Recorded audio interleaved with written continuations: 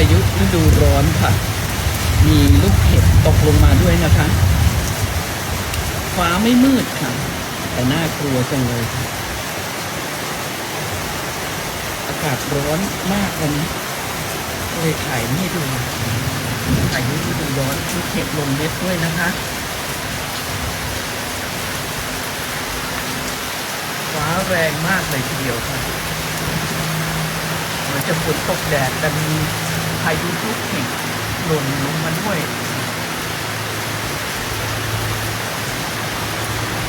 ลูกเห็บโดนกระจกหน้าต่างเปี๊ยกอยู่ตลอดเวลาค่ะ